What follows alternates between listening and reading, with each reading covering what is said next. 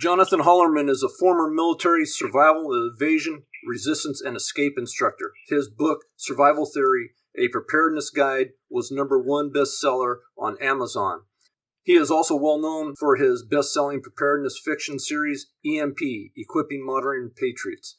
Today, Jonathan's time is consumed by his company, Grid Down Consulting, a survival retreat consulting firm which focuses on strategically designed and building off-grid survival retreats for wealthy Americans all over the United States. He's also a man of God. Welcome to the show, Jonathan. Hey, thank you for having me on. It's a pleasure to be here. Yeah, Jonathan, I'm looking forward to having a conversation with you. I know these SERE instructor guys like to torture us regular dudes. So thanks for all that great training that you get put us through. You bet. Okay, I'm gonna play a quick excerpt from one of Jonathan's videos and read a couple paragraphs from his Survival Theory, a Preparedness Guide from Chapter 6. And then we'll get into talking to Jonathan. Here we go. Quote, "The Congressional EMP Commission on which I served calculated that within a year of the blackout that knocks out the national grid, we would probably lose up to 9 out of 10 Americans through starvation, disease, and societal collapse. The only reason we can sustain a population of 310 million Americans is technology. If you take that away, we don't have any way of feeding, providing water, or even providing communications and government for an orderly society that is going to sustain 310 million Americans." Unquote. Dr. Peter Pry, Executive Director for the Task Force on National Homeland Security Policy. Excerpt from Survival Theory, A Preparedness Guide, Chapter 6, pages 52 to 53. A lot of experts say I am fear-mongering or exaggerating how bad it will be. They say Americans will work together and will get through it. They don't understand human suffering and no experience dealing with starving people. Starving Americans will act no different than starving people in the Congo or Mogadishu. In fact, they will likely act much worse. Americans, even the poor, have never seen true hunger or been actively starving, regardless of how the media portray them. America's poor eat better than 80% of the world's population. They didn't grow up without food like many people in certain parts of Africa or China. Americans and their entitlement mentalities will be viciously angry when they get hungry. They will have no experience or idea how to deal with the mental hallucinations brought on by hunger pains, and most will resort to anger and violence. Looting, raping, and pillaging will become the norm. It will be straight Mad Max beyond Thunderdome, and eventually like the movie The Postman. I don't care if they fix the electrical grid a year later. Most Americans will be dead, and the only ones left will be the survivalists, the extremely lucky, the larger, well-organized gangs of looters, and the strongest and most brutal men who left their souls at the gate and did horrible things to survive. Who are they going to fix the grid for? Are we going to forget what has transpired and go back to driving our Priuses to work at Starbucks? Are you going to get the warlords to give up their positions of power among their men and their harems of sexual slave girls? The day the electrical grid goes down, America as a civilized nation ceases to exist.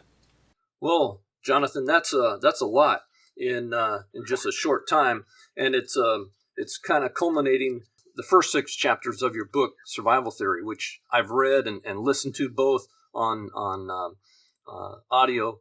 And it's a fantastic book, and it's a pleasure to have you on the show today. I just hope that you can relate some of the things in the first 6 chapters of this book that really hit home to those of us who understand the threats that we face as a nation. Sure. Man, I really appreciate you having me on here, and thank you for making me look like a complete psycho by reading that one section of my book without the rest of the context around it. That's great. I feel I have to put a disclaimer in here. I have a company called Grid Down Consulting. I specialize in designing and building off-grid survival retreats for wealthy Americans around the country. That's what I spend a lot of my time in. My book, Survival Theory, A Preparedness Guide, How to Survive the End of the World on a Budget. I wrote that to try and help the little guy because not everyone can afford a multi-million-dollar retreat. Okay, But the big thing to understand is where I come from. So anybody listening to this interview has to understand that I come from the preparedness mindset. My business motto is hope for the best, prepare for the worst, let God do the rest, right? You have to plan for the worst case scenario. And I fully believe the worst case scenario for this country, I and many others, is a long-term loss of the electric grid. And that's just, you mention that to people, and it's not even on their radar. They've never heard of it. They don't even know that's even an option. I mean, for all they know, every single day they flip the light switch, lights come on, they turn their faucets, purified water comes out of it. They flush their toilet and the bad, nasty stuff goes somewhere they don't even know where it goes. It just goes away. Like, all these things just happen, and it's been that way for 100 years in this country. There's no been any interruption in that. The food infrastructure, there's no interruption in that. So this idea that, life without electricity, when it truly and completely controls every aspect of human life and civilization today, if you lose electricity, it's over. I mean, nothing works, nothing moves, no interstate trucking, no food distribution network to feed 300 million Americans. None of that stuff works. So then 99.9% of the people have never sat down and just pondered what life looks like without electricity. And so that's, I posted that one chapter from my book onto YouTube. I think it's the only video I've really posted on YouTube. And it's got like 140,000 hits the last couple of months. So it's resonating with people. If you explain it to people in terms they understand, if you break it down and say, hey, this is what it takes just to have clean water for your house and, to heat your home, and, people are like, well, I'm going to grow food. Okay, that's great. So I used to garden when I was younger. My parents gardened. I used to help them weed. It's like, well, how many calories are in a canning jar of green beans? How many jars of green beans do you need to feed your family through the winter? Do you know how much food you need to make it through till next harvest time? Do you have a root cellar to store that stuff? Even a lot of the country people out here where I live that garden don't understand the magnitude of the amount of food that you need to grow to feed yourself. And as usual, I'm going down a rabbit trail, so I'm just going to rein it in here. I just wanted to bring up real quick, the perspective a lot of people have is like what National Geographic did with their Blackout movie or documentary that they did. After the 10th day, the power was restored, and it's a bright new beginning, and we can all get back to kumbaya. But in reality, there's already been portions of the city and county and state and nation that have been controlled from almost the first or second day of a catastrophe by warlords who have, are gangbangers who are now warlords of large segments of the territory. And it's not going to be an easy re-civilization back to normal, right? So here's my major issue with the preparedness community and the emergency management community as a whole. And again, I get put in this extremist point of view a lot of times, but they never lived it. Almost all the people that write, the top 5 bug out bags, the top 3 knives for they've never seen starving people or fed people overseas. They have no experience of human desperation and starvation. They just have no background for a lot of the things they recommend and they talk about. I think it was a Huffington Post did a big article on how a lot of the prepper authors are ghostwritten by people who hate preppers. And so it's just, you have to know what information you're getting and where you're getting it. And I think that's one of the big misconceptions is how everyone's going to react when something like this happens. Everyone just thinks we're going to stand around and sing Kumbaya. And I'll agree to that. I'll agree to that premise as long as there's food and water and, some sense of sanitation. As long as there's some law and order, some kind of infrastructure, some kind of continuity of community or government, if that's still in place, hey, that's fine. That game all day long. But if you lose that, let me say this. If you take away food, which is what will happen if you lose electricity, if you lose the ability to feed people, I don't care.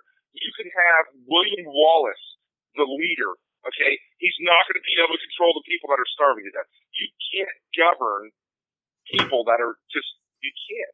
They're just going to, you can't trust them. And you bring up the movie American Blackout. I highly recommend that for everyone to watch. I think it's an eye-opening thing to show people how fast society falls apart. Right. Now, two takeaways. One, the survivalist in there, he wears the camo, pants, and he's got the flat top, and they typically paint the prepper as a crazy guy. Which, they have to. I get it. Yeah. They have to. Whatever. But the real big thing that I brought away is the same point that you brought up. On day 3, I don't remember which day it was. It's been a while since I've seen it. They're fighting in the entryway to that, their apartment complex over, I think it was a can of peaches or something. Yeah, a can of and peaches. They're fighting, and the guy is trying to take, and he beats the guy's head in with the can of peaches, right? Yeah. And then, in self-defense, the guy was trying to kill him to get that food. Yeah. And so by the end of the week, when the power comes back on, like you said, the music comes up, and everyone's like, hey. It's like, dude, you just beat a guy's head in with peaches. How do you come back from that 3 days later and say, the power's... How many people are dead? The world, the country would be in utter chaos at that point. And I'm not saying you wouldn't come back from it. A week without power is not going to destroy our country. It's going to mess things up really bad. Things are going to fall apart a lot faster than people think. Oh, yeah. But 10 days isn't enough for people to be starving to death. Yeah. Right? Cholera, dysentery. I'm talking about long-term loss of electric grid where they destroy the high-voltage transformers. And if you've done any research, you realize there's 2,000 of them in this country. It takes 12 to 18 months to build, and we only replace about a dozen of them every year. And where are they built at? South Korea and Germany. So you take out with an EMP or a solar flare or whatever, you destroy a large percentage of those high voltage transformers. You're not even getting the first ones on shore for a year. You're not even getting the first one arriving for a year. And, we might have a couple spares. There's going to be certain areas of the country and, near Raven Rock and Cheyenne. I'm sure they're going to fix certain areas, but it's not like you're not going to see it. You're not going to reap the benefits of that, where if they fix it, because they're not going to let you in. If you go a year without food infrastructure, if you go a year without heat, air conditioning, lights, sewage, there's no interstate trucking, if you go a year without any food, people just don't understand, they don't grasp the magnitude of what a year without food looks like. Because by month 3 or month 4, it's going to look like Schindler's List in most towns. People, I'm not saying that meanly, I'm saying most people are going to look like that a couple months in. And the idea that you're going to, let's organize and grow food. Anybody planting the carrots is going to be eating them as they're growing. I don't know. Anyways, on that subject, I've never spoken with this gentleman. I've followed some of his articles in the past. His name's Soko Begovich. Okay. Right. I saw that. He went through the Balkan Wars in the 90s. I've read articles of his over time. Someone's finally taken a lot of his articles, put it into a book. And I think it's number 3 in Preparedness. It's higher than mine right now, anyways. On the survival preparedness on Amazon. Right. And it is absolutely 100%. Anybody that is in this field, whether you're a prepper, emergency management, civil defense, it is a 100% must read.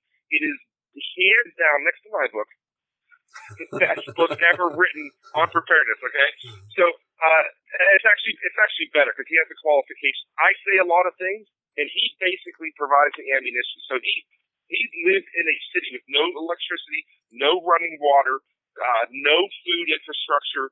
It was his town was completely surrounded over there in the Balkans, and neighbor killing neighbor, and he talks about just you can't trust anybody, the violence, how the society quickly devolved into gangs, and it was just, it's a completely eye-opening book. The book's called The Dark Secrets of SHTF Survival, and I'm telling you right now, Soko Begovich, if you're listening to this, write it down, get the book. It only came out here a couple weeks ago. I just bought it 2 days ago. I'm about halfway through it. Just real quick, a couple of the chapters. Why many preppers will die. Why I miss the best time to bug out of the city. What hunger and thirst is really like. What we ate and how we got food. The dirty truth about water and sanitation. Dignity, the line between human and animal. When you survive, you are dead inside. common causes of death, the truth about knife attack. I mean, this guy's qualified to write this. He lived through it.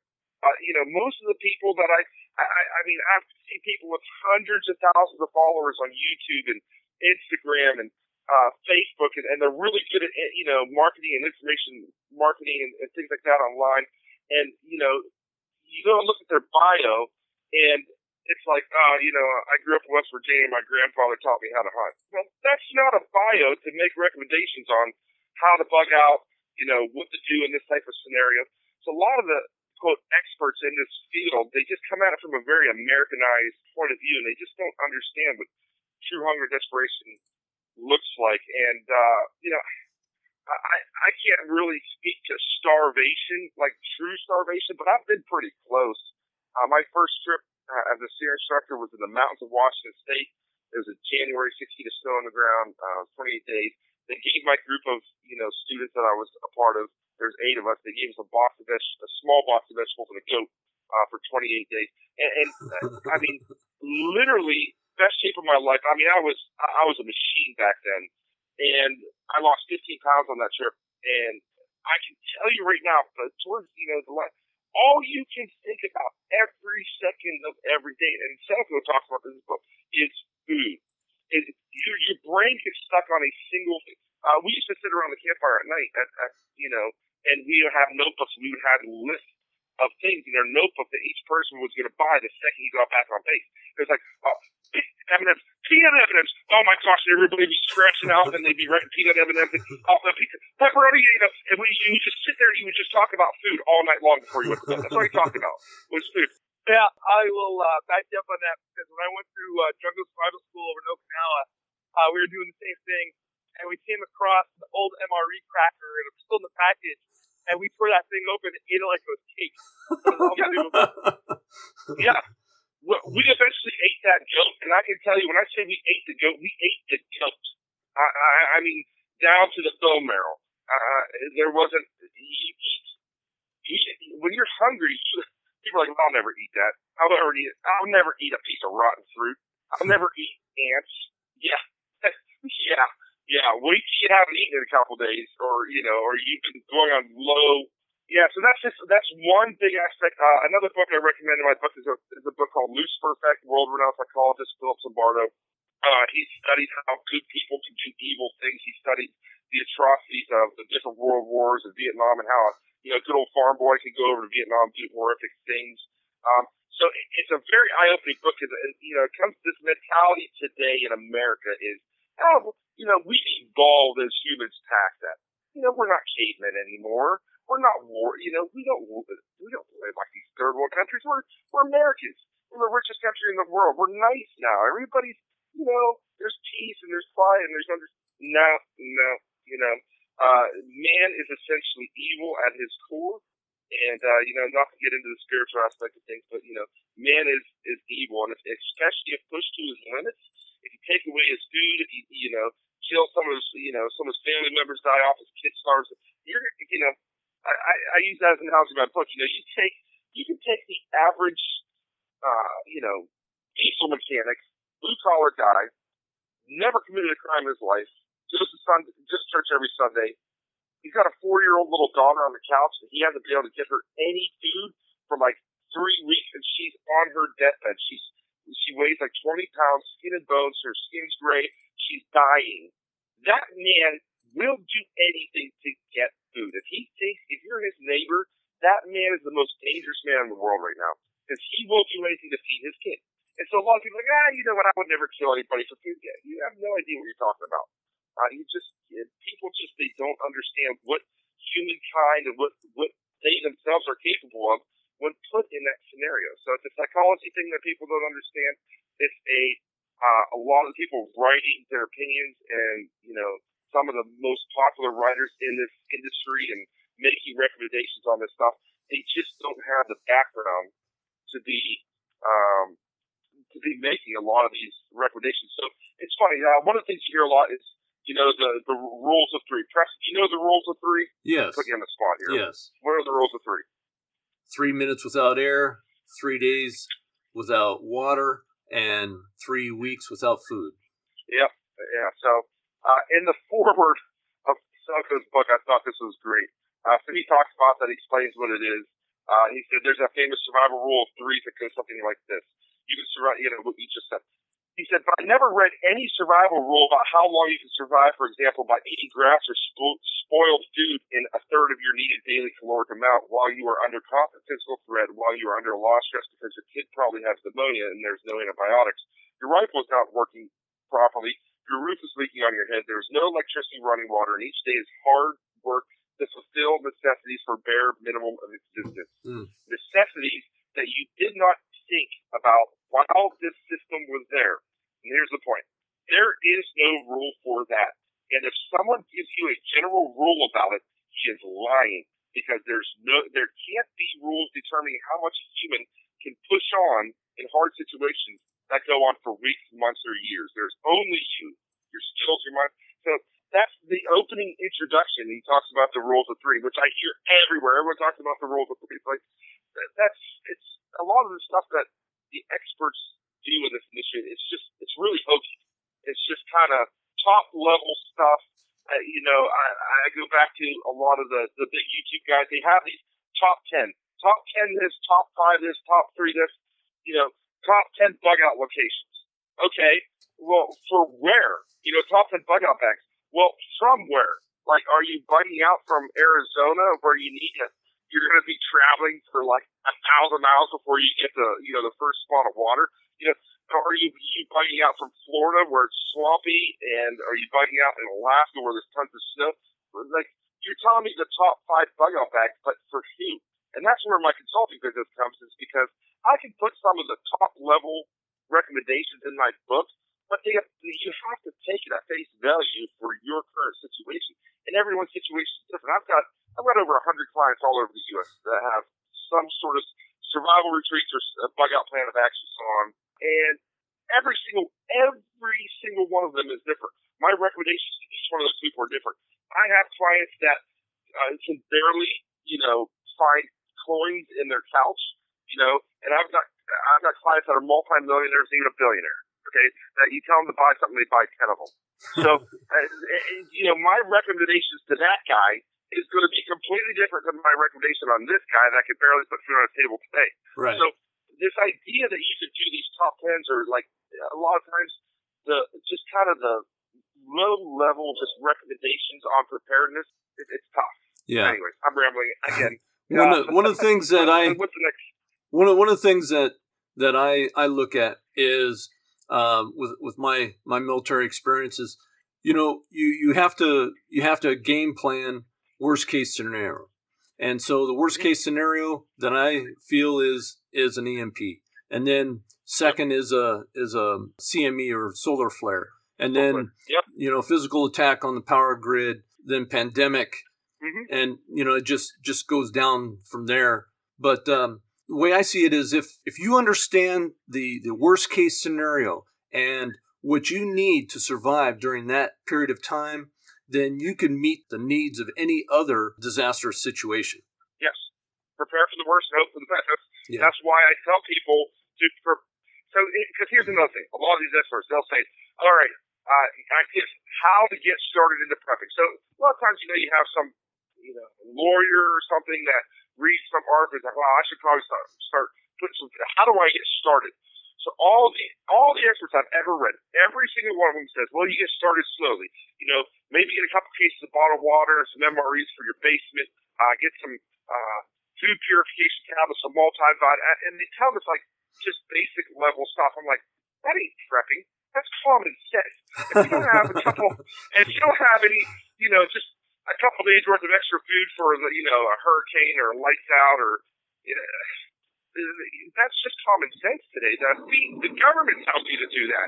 They tell you, well, we're not going to be able to show up for 3 days. So, so that's kind of very. You talked about that concept coming from the government side of the house, where we tell people, we actually are recommending 14 days worth of food, water, that you have out. And the average person that, doesn't even have that. The majority of the millennials that eat out most of their meals. They don't have food in the refrigerator. They don't even know how to cook themselves. And then when you ask somebody if they're prepared, they go, "Oh yeah, I bought this 3-day kit, from Home Depot, and it has, and I was like, okay, great, I live in an area, and we have 3.5 million people in our county that reside here, not including the hundreds of thousands that come every day to work in the county and visit regarding like Disneyland here and whatnot, right? So we have a lot of people here coming to the beaches in the summertime, and it's crazy to think of if we had an earthquake, right? That let alone a EMP, but just an earthquake. Yeah. How are these people going to get back home? Do they have anything in their car? Are they willing to walk, a 30 miles to get back to their home, or can they? And to boot, I go on hikes in Orange County, and people don't even bring the proper water when they're walking in the hills because they think it's good water someplace. So in general, the majority of the population is ill prepared for just daily life, let alone a week or 2 week or 30 day or 30 month of that. I talk about this. I talk about that survival theory as a society, and it's because of electricity. And don't get me wrong, I love technology and electricity. I'm not Amish, okay? I'm talking to you on a Samsung Galaxy here. But because of that, it has made our life so easy for such a long period of time. The life skills needed to survive without electricity are not present in today's society. And even most of the people who think they have the life skills to live without electricity actually don't. I would actually plant my flag there and defend it, but that's a longer discussion. The skills needed we've had electricity since on a decent scale, on the 20s to the 40s. Even your grandparents today grew up with electricity, most of them. Okay? So this idea that people understand what it's like to live without electricity, they just don't. And unfortunately, so you mentioned you come from the government, the civil defense, the community planning side of it. So I want to be clear here. If it is a financial collapse, if there's a hurricane, an earthquake, a volcano, if there is some kind of situation that happens to an area, okay, that is where civil defense and community planning and continuity of community and law enforcement, that's where it's vitally important. It's so important to have that, because you need to have some level of communication between you guys and the federal government, the state government, to get the food where it needs to go, and so on and so forth. But you lose the electric grid where there are no phones. There is no food infrastructure. Because a lot of people are like, oh, we'll just send some food from here to there. How?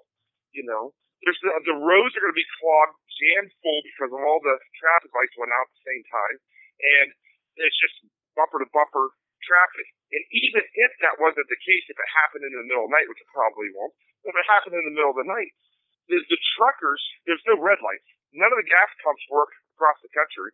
The truckers aren't going to be able to refuel going from wherever to wherever.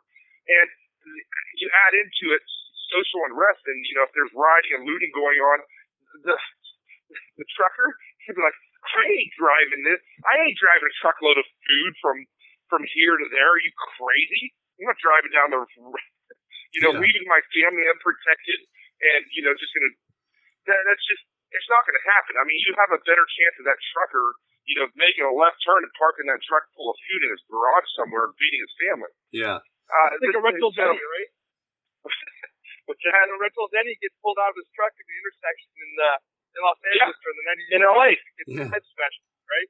You're absolutely right. To be honest with you, if I had my choice as an emergency manager for losing power, I would rather lose power during the daytime than night, because number one, people see the intersection. At nighttime, they won't be able to see the intersection. Yeah, and then we lost power in 2011 for about 12 or 18 hours, something like that. And we activated our emergency operations center for the county because of dealing with issues. I mean, hospitals were down. Their backup centers were doing okay, but we lost power. You're right. People were stranded because they didn't have gas. They couldn't make their way through intersections because they didn't know where the intersections were. The freeways were clogged up basically because no one knew how to get off the exit. They couldn't see the street signs of what the exit was. So it was just a short period of time when we rode up. That's half of a day, right? Yeah. That's 12 hours. Yeah. You're talking 12 hours. We're talking a year. We're talking, take that, multiply that times, 700. And it gets exponentially worse as things progress. Because, and I talk about this, I usually tell people, you've got, most big cities, you've got 24 hours to start making your way out. I tell people not to leave on the first day. Use that first day to plan, get stuff together, leave, like 3 a.m., 4 a.m. of day 2 to get out of town. But I stand by, there is a lot of, I have to keep putting this qualification on there. I'm talking about a grid that my recommendations always come from a grid down scenario. So if there's a financial collapse or, this or that, or if there's something minor that's going on, I'm not recommending, that you grab your bug out bag and start hiking down the highway. Well, even if lights are still on, but Jonathan, even if it's a bad financial collapse, you could have some of the same types of things going on. Because in Fernando Aguirre's book, Modern Survival Manual, Surviving the Economic Collapse, he wrote about his experiences in Argentina in 2001 when their economy collapsed. They were the strongest economic power in Latin America at the time, and they had politicians like we have today, and they taxed and spent, and they had a crisis, and it was horrible. He says that gangs would go out into the rural areas, rape, pillage, and burn without any worries, because nobody could hear the people out there scream. And that right there, when I read that, the first thing I thought of was my wife, because we live in a rural environment, and it doesn't necessarily have to be a grid down, a severe financial collapse, because today is not the same America is what we had during the Great Depression. We had people who knew how to farm. They knew how to do things themselves, and they had a little bit more of a moral compass than what people today have. Absolutely. You don't even have to look that far back. I mean, just take a look at Venezuela today. Just watch the news. Their grocery stores are empty, and people are starving right now. They're eating zoo animals. And the government's failing. This has been Civil Defense Radio with your host, Preston Schleinkhofer. I really appreciate you listening to our show today. Be safe, be informed, be prepared, and may God bless you until next time. Goodbye.